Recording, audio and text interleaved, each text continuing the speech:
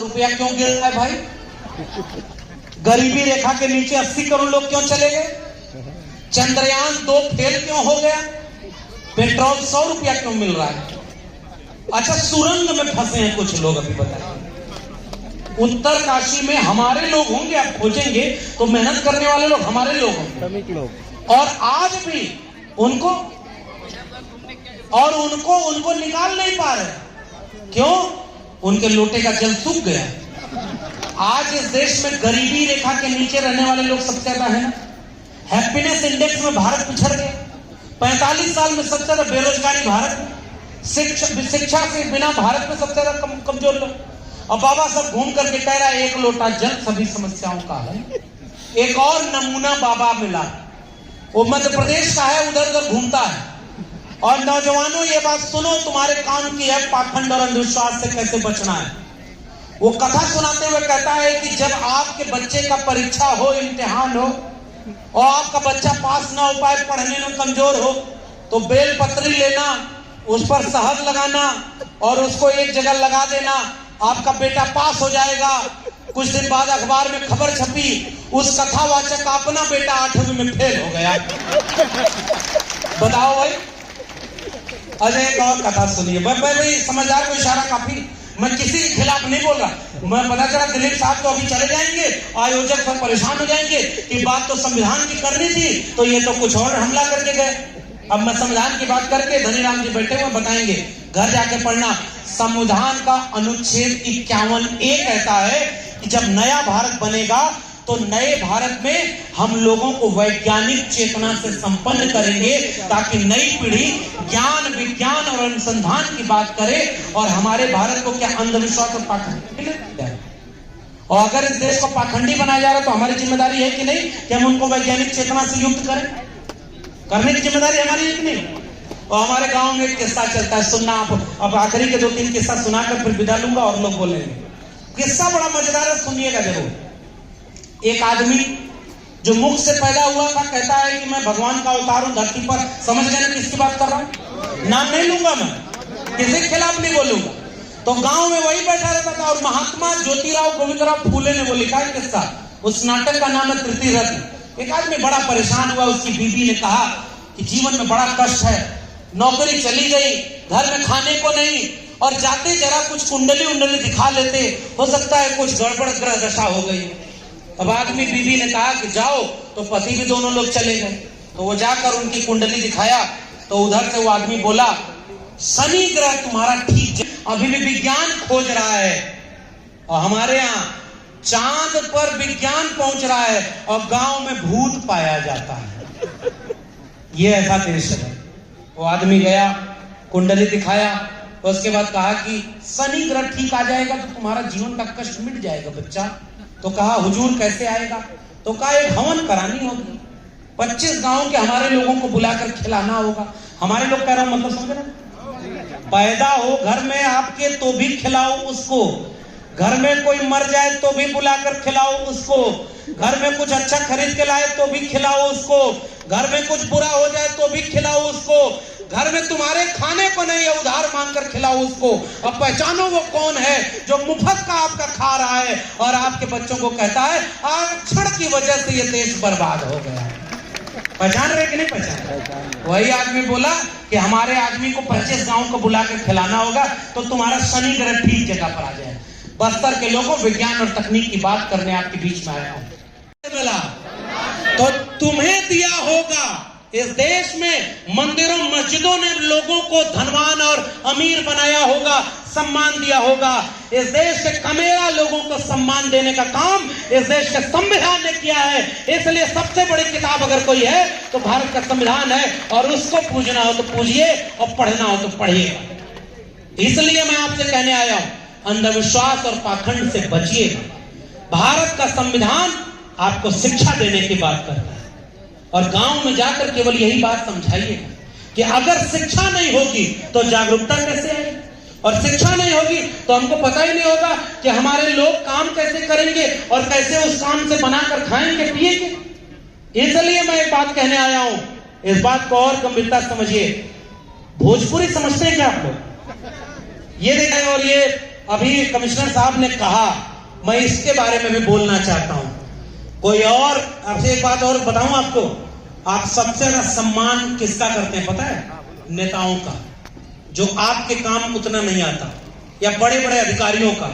आप पहचानिएगा जो आपके गांव में आपकी लड़ाई लड़ रहा है, आप उसका कितना सम्मान करते हैं, इसको जानने की जरूरत है। और बहुत सारे नेता और अधिकारी हुए होंगे, उनको आपसे मतलब नहीं, लेकिन जब ये दिलीप वासनीकर साहब हैं, इन्होंने कहा मेरे पास भारत के संविधान की कुछ किताबें ले आया हूं और मैं मुफ्त में लोगों को बांटूंगा, ताकि ये किताब गांव गांव पहुंचे और लोग इसको पढ़ें और अपने अधिकार को जाने। ऐसे लोगों को सैल्यूट करिए, ये आपके बच्चों के भविष्य को बचाने की काम कर रहे हैं। इसलिए किताब है। और बाबा साहब की जीवनी मेरी सबसे प्रिय किताब में से ये है, बाबा साहब की जीवनी, और इसको भी आपके बीच में बांट रहे हैं।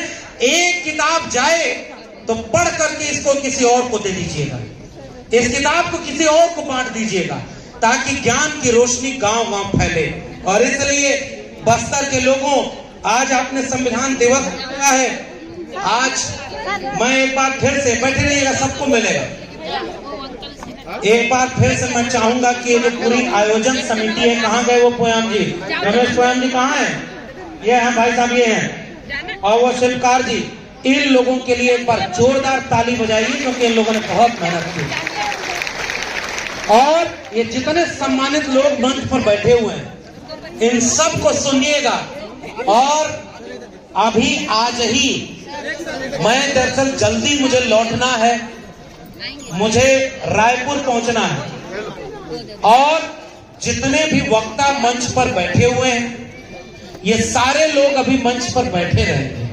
मेरा तो मन था कि मैं चलकर बस्तर घूमूं, आपके साथ कुछ दिन जंगल में रहूं, चले? तो आज ही एक वादा रहा, आज तो लौटने का टिकट है, लेकिन बहुत जल्दी आपके बीच में आएंगे और जगदलपुर से लेकर के आगे तक कई दिन रहकर आपके जंगल को नजदीक से देखेंगे और आपके साथ बैठकर खाना खाएंगे।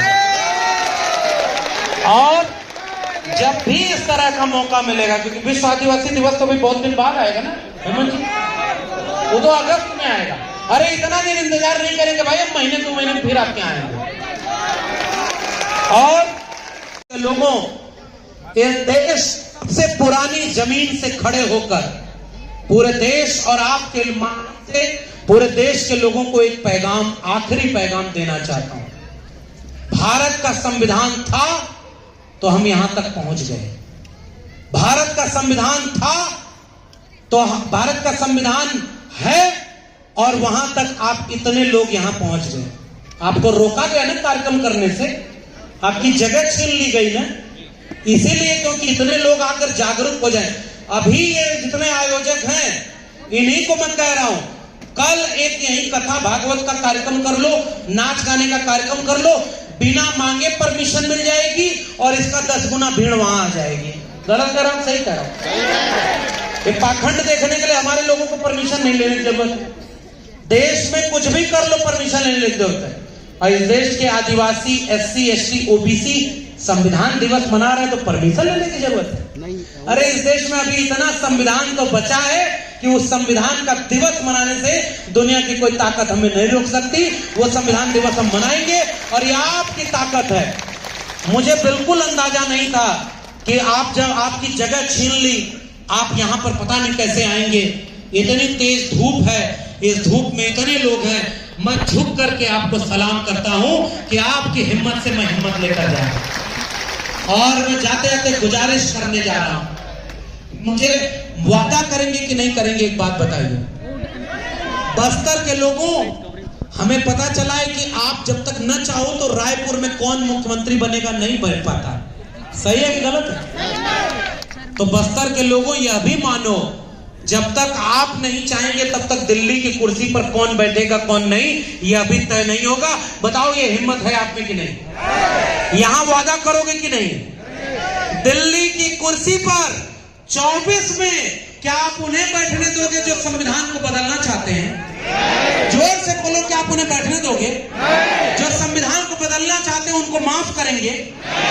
आप उन्हें वापस सत्ता में बैठने देना चाहते हैं? तो वादा करिए 2024 के चुनाव के पहले, क्योंकि एक बात में राजनीतिक बात इसलिए कह के जा रहा हूं, मान लो 2024 के बाद संविधान से छेड़खानी कर दी गई, अगली बार संविधान दिवस कौन मनाने आएगा?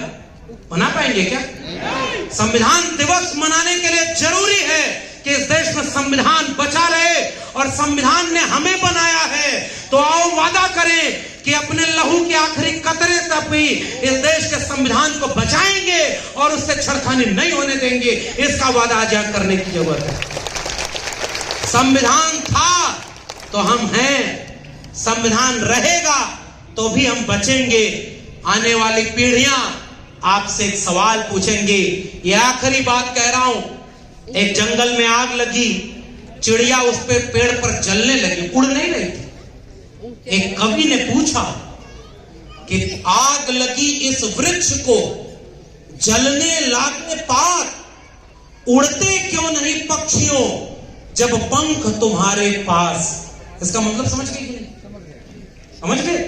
इस पेड़ को आग लग गई, जंगल को आग लग गई, तो तुम पक्षियों इस पर जल रहे हो, उड़ते क्यों नहीं, उड़ के भाग क्यों नहीं जाते?